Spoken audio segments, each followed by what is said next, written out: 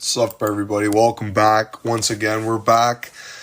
And I was looking at the UFC rankings and I was like, fuck, I need a video idea. So I was thinking, who are some underrated fighters in each UFC weight class? And I'm going to say the most underrated fighters in each UFC weight class that have a real chance at being something in the future. These are fighters with a lot of promise. Obviously, I'm not saying all these guys are going to be champions or top 5 even, but guys are going to do good for themselves in their careers, and I think we should start off in the middleweight division. Actually, you know what? No, let's go heavyweight down.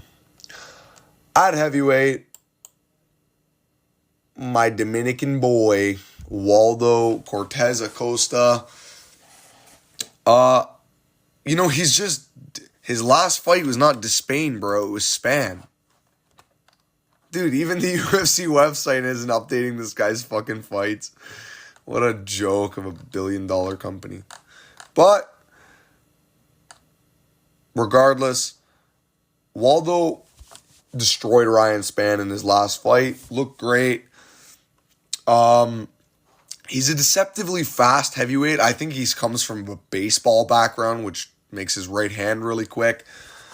He's used to whipping that right hand around at real high speeds, so that must be what generated the speed. And, he's kind of evolved a little bit with the boxing. His boxing has gotten a little bit cleaner from his first fight in the UFC till now, because he was fucking having a real close fight with Jared Vandera, if you guys remember that one. But still, an issue of Waldo's is, in my opinion, the low kicks. And if he fights a heavy kicker, I do think he'll just get chipped apart. I think they released the only guy that beat him, which was Marco Rodrigo de Lima or whatever the fuck. Pezal. Fat fuck. Literally looked like a human thumb. But, yeah, man, it's sad to say, but I think Waldo's like one of the best heavyweights that we've got. I think he beats McParkin. Probably can take him down and win the fight by decision. But he'd probably just strike with Parkin and be losing until he knocks Parkin out. Because his knockout power is he actually knocked Spann out with a left hook. It wasn't the most big clubbing shot that he threw at Spann. He just caught him perfectly and dropped him and knocked him out. Brutal hammer fist. Spann was out. I don't know what the ref was seeing. This guy got rape choked and then got fucking hit 4 or 5 more times. But yeah, I think Waldo Cortez Acosta is going to be my pick at heavyweight for the most underrated fighter. As in, no one talks about him at all. Like, at all. No one talks about Waldo Cortez Acosta. Whenever we talk about the heavyweight prospects, it's always Shamil Gaziev, Mick Parkin, Taliesin Teixeira.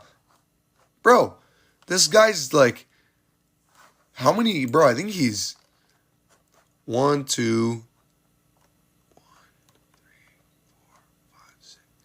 This guy's 6-1 in the UFC, you know what I mean? It's not a bad record at all. And for a heavyweight, man, and he's how old? I don't know how old he is. Fuck, are you gonna make me search him? Alright. Waldo Cortez Acosta age. 33 years old, so he's not the oldest heavyweight. Still got some time. Maybe he can be that fucking Dominican champ. You never know. But moving on down to the light heavyweight division, nobody talks about Alonzo Menifield from France. I think he's actually booked to fight Menifield again on June 14th. Umar Sy, bro. Out of all the French prospects, no one talks about this guy in general. He's 11-0, undefeated, submitted Tuco Tokos in no time, which, yeah, Tuco Tokos got murdered by Zhang Ming Yang, but he survived a decision in Navajo Sterling, you know what I mean? So, he's not the most ass, if Navajo's anything. Maybe Navajo's just shit. But, he beat Dawoon Jung pretty handily. He did look like he got a bit tired in that fight. He looks like once you can drag him late, He gets a bit tired. His striking's a bit It's just he relies on his athleticism. But bro, he's young. He can work on the promise. He can work on a lot of his stuff. His striking will come to him eventually. Unless he just never wants to work on it. He's a big athletic guy. I can see him beating a lot of the light heavyweights, man. I can see him, like, if I were to pit him against the top 15 right now, I think he'd beat Smith. I think he's going to beat Menafield when they fight. I actually think he'd beat Bogdan Guskov because Guskov showed me some weaknesses against Billy Ilankana, who's not a bad guy himself. I think he could beat Azamat. I think Azamat would clip him and probably knock him out. Just because size striking defense looks a bit weird. And I think a guy like Azamat who hits with a laser beam of a left hand, I think Azamat would find the chin. Reyes, he could beat Reyes. Depends on how Reyes looks against Krylov. Krylov also, depending on how he looks against Reyes. He'd probably chin Johnny Walker, knowing Johnny Walker. Even though he has no striking. But yeah, I think Umar Sy, man. Nobody talks about him as well in the light heavyweight division. Whenever we talk about light heavyweight prospects, it's just Shang Ming Yang and Carlos Holberg. No one talks about anyone else. Bro, he's right here. He's 11-0, undefeated. What more do you want? Like, I think Umar Sy is actually going to go on to do some pretty good things as a kind of dark horse in the light heavyweight division. Obviously, Azamat's is another prospect as well. Undefeated as well. But, I think Umar is going to do something. I think he's going to find a submission, actually, against Menafield. And I think he's going to be one of the first.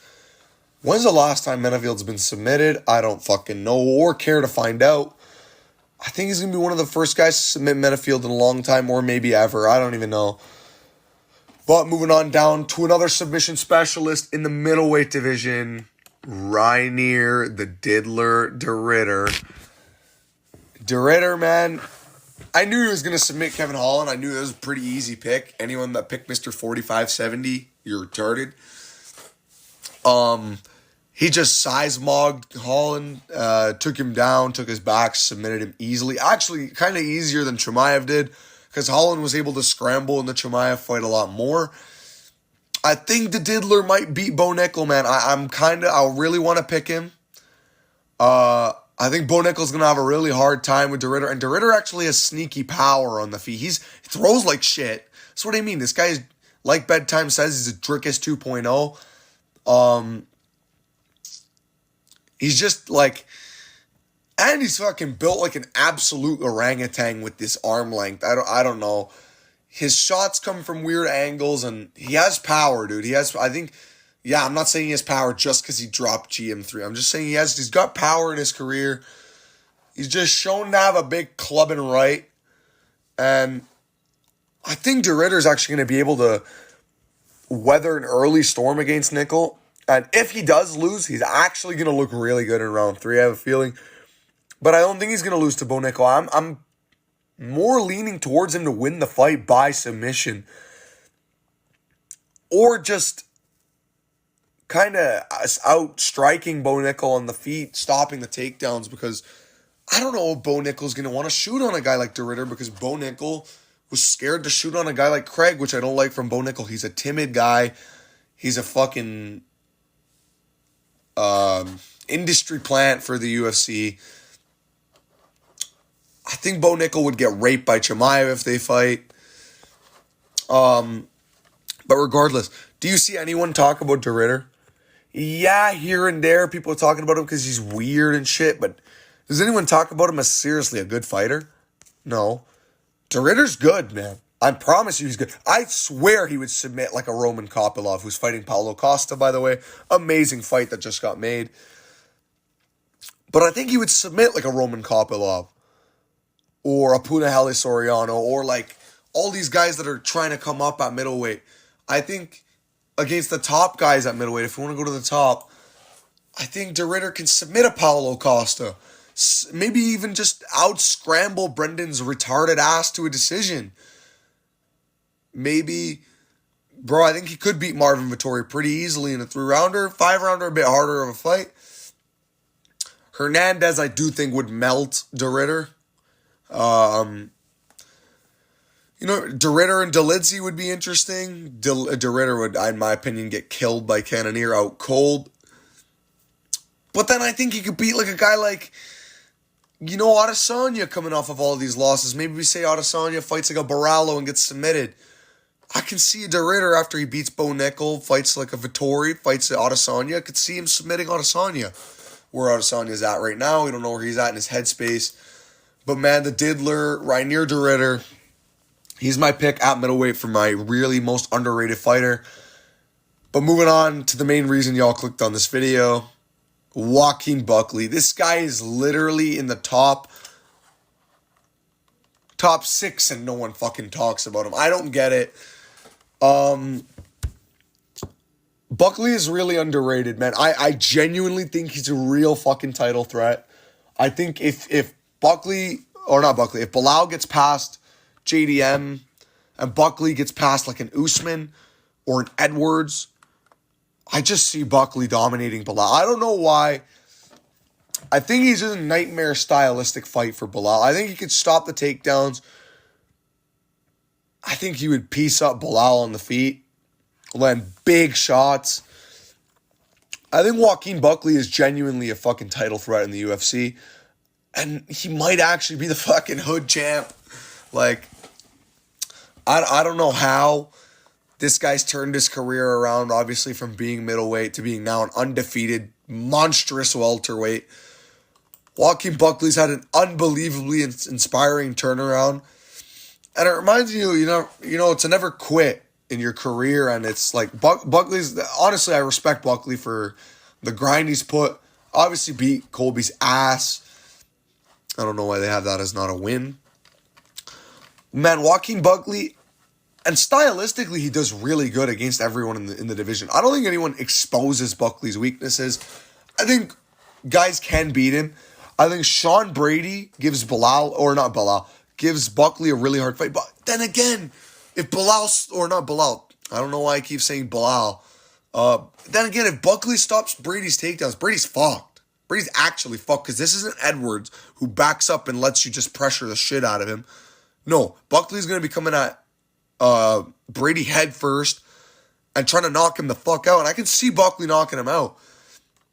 Then again, I can also see a very, very cast out Joaquin Buckley in round 3.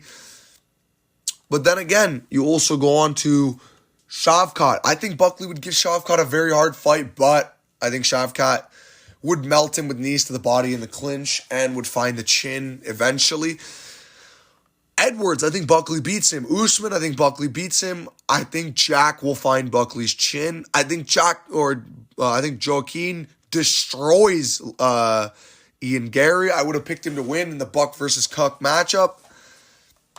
He's just really underrated, bro. No one talks about him as being a serious title threat. This guy's in the top 6 already. I'm telling you, he's got a serious chance of becoming the world champ with the right matchups. Joaquin Buckley is my most underrated welterweight on the roster, even though there's probably some fucking underrated 15-0 Kazakhstani fucking, I don't know, whatever. Moving on down to lightweight, Charles Oliveira from America. Chase Hooper, another guy who's just turned his career down or turned his career up from another weight class change. He had a loss to Steve Garcia and he beat Felipe Colares. Looked really good in that fight. Had a high pace. He's always shown promise, but like Peterson beating you is such a bad loss. Steven Peterson, yeah, he's just dog shit, and he beat Chase Hooper. Hooper he was a very undersized featherweight, and I knew if he could pack on that muscle, move up to lightweight, he could be dangerous. And I kind of feel like he's on a good run, man. I feel like he's going to submit Jim Miller, which is obviously a tall task, but I do think he's going to be able to do it. Dude, he's looked really fucking good at lightweight, and he's just reminded me of Charles Oliveira, the way he's fighting, the way he's getting these submissions. But his lightweight run is nothing short of dominant so far. Destroyed Nick Fiore destroyed Levitt, destroyed Borshev, which I called damn near perfect. I said round 2 submission. Did not expect the knockdown from Hooper. Called round 1 armbar for Hooper against Guido, which was a perfect pick. It's just, Chase Hooper's very fucking... No one talks about Chase Hooper. It's all Miktabek, Oral By, Joel Alvarez, Benoit Saint-Denis, Fares CM. Anyone but Chase Hooper.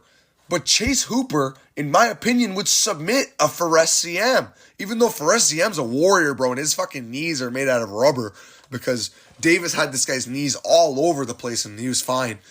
I think Hooper would be able to find like a triangle on a lanky guy like CM. But the striking, fix that shit. Fix that shit before you get exposed. But he's getting new random power. Plus, he's got that dad strength. You know what I mean? Maybe the dream, not Devin Haney. The real dream, Chase Hooper. Maybe he can become a lightweight top 10. Maybe. Do I think he can become a champion? No, because I do think he's got chin issues. I think when he gets hit hard, I think a Gaethje would literally fucking kill Chase Hooper. But then again, if Chase Hooper takes Gaethje down, the fight's over. He's going to submit Gaethje in 30 seconds. But moving on to featherweight, the guy that sent Chase Hooper to welterweight, or to lightweight, Steve, the fucking bean inbred machine, Garcia, the only American inbred I've ever seen. He looks like one of my training partners that I know. He just looks like your local average Joe. But he's on a 5-fight first-round knockout streak, 5-fight knockout streak. And almost every win is aged really well. Yes, the Mahashate loss is fucking horrendously bad. But I think he lost a decision to Luis Pena in this fight. Whatever happened to Bob Ross? Yeah, his nickname was literally Bob Ross. I think he got arrested for some shit. But Steve Garcia's had a pretty good UFC career so far. The loss to Mahashate is garbage and dog shit. Yeah, I can't believe he got flatline KO'd out cold in Singapore. But then he went on this absolute tear. Knocks out Chase Hooper in 1 minute and 32 seconds. Knocks out Shailan Nurdienbeke with a beautiful body shot. Folded him completely. Just put a pace on him and knocked him out. Melquizael Costa is a amazingly aged win as he's gone on a run and just defeated Christian Rodriguez. His last fight was not Shailan. It was... Yeah, holy shit, the UFC website just does not update these guys at all.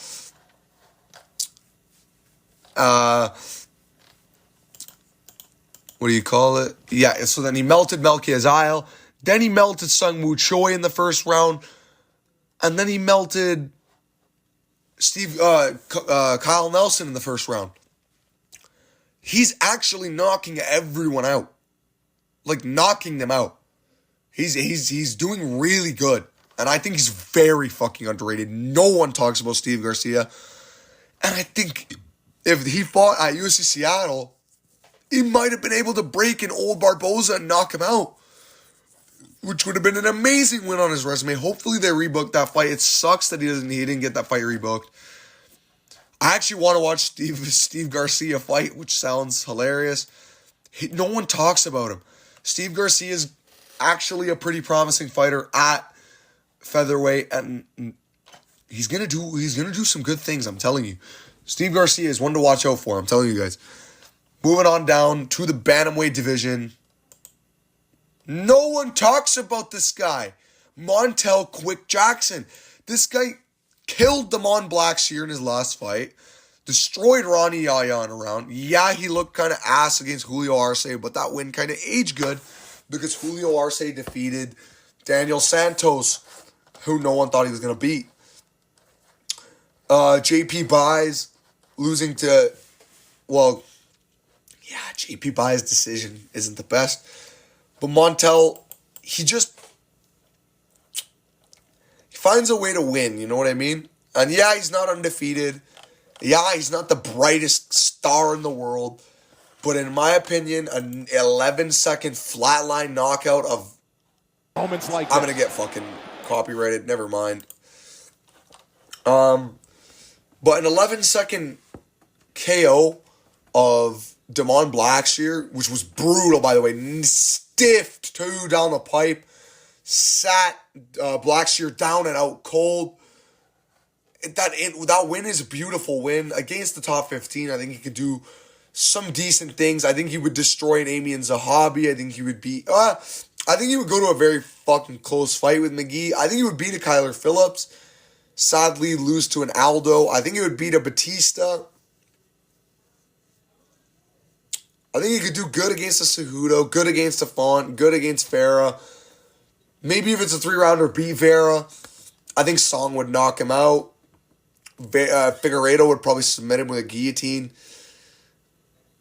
Corey, decision. Umar probably beats him with wrestling. Jan masterclasses him. O'Malley knocks him out. I think he could just get into that top 10 range. I think Montel Jackson's a very underrated fighter. I just don't see anyone talking about him. When we talk about... I should put Vinicius Oliveira here. No one talks about him. But, there's a bit more hype on Vinicius, seeing as he beat Simone, and, he has that fucking highlight reel flying knee. I'm going to say Montel Jackson, a little bit less people talk about him. And he's nasty, dude. He's nasty. He's very efficient with his boxing, and I think he's going to go on to do some good things and be a top 10 fighter in the next year and a half, if he's active. His last fight was in July of 2024. Man, hurry the fuck up, dude. And moving down on to the final guy, Ramazan Temirov at flyweight. No one talks about him either. He's one of the only prospects, so people are trying to find a way to talk about him. Flatlined Vergara in the first round. Obviously, Vergara's fucking flyweight's punching bag. But then he beat Charles Johnson over a duration of the fight where he clearly won rounds 1 and 2. Anyone arguing that Johnson won this fight is stupid as fuck. I picked Johnson to win. He lost. Shit happens. Temirov looked great. Dude, he's just built like a nuke. And I think he can find the chin on a lot of the... I'm worried if he fights with Josh Van in the first round, he chins him. I think he could chin a Tim Elliott, chin a Tagir, chin an Urseg. I can see him chinning an Alex Perez. I think he really struggles, though, against the top 5. Even in Manel. I think he could even beat his fellow countryman, Asuel Mabayev. Something about Temirov. It's very stocky, very good build for this division. I think Ramazan Temirov, he's underrated, you know what I mean? I think he's going to win this fight, or not win this fight. I think he's going to go on to do pretty great things at flyweight. 19-3 is a beautiful record as well. Always good to look at a guy that has way, way more wins than losses. So far undefeated in the UFC. I do think in a 5-rounder he'll get cardio fraud checked. But this guy can be the king of 3-rounders. Just outstrength these guys, outpace these guys for 2 rounds, and let them beat your ass in round 3. It's okay. You ain't going to get 10-8'd. These are flyweights. But that's going to do it for the video, guys. Yo, I need some more engagement in the comments. I need more I need you guys to subscribe. My videos are getting some views, but not as much subscribers as the views are getting. You know what I mean? We're averaging around 40 views. Let's get it to at least an average of 50. Honestly, thanks anyway, though, for clicking on this video. Thanks for watching. I'll see you guys later. Oh, Sam Patterson, another pretty underrated fighter at welterweight, moved on up from lightweight to welterweight. Sam Patterson, just saw him there. I was like, why not? That's going to do it for the video. See you guys in the next one. Bye-bye. And engage in the comments and subscribe. Bye-bye.